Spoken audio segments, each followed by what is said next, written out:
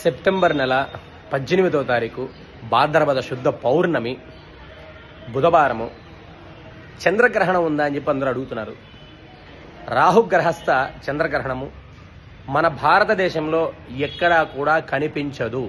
September నెల 18వ తారీఖు చంద్రగ్రహణము మన భారతదేశంలో ఎక్కడా కూడా కనిపించదు. మనం ఎటువంటి నియమాలు కూడా పాటించవలసిన అవసరము లేదు.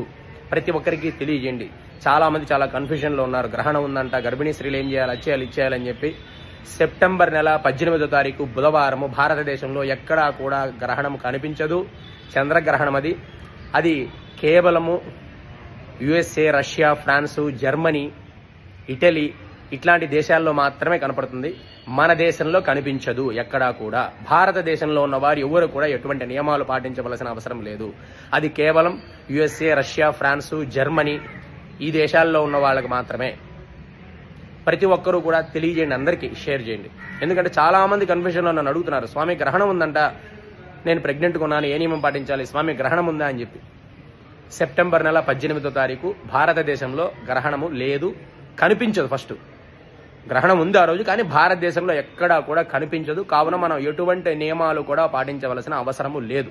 ప్రతి ఒక్కరికి తెలియజేయండి.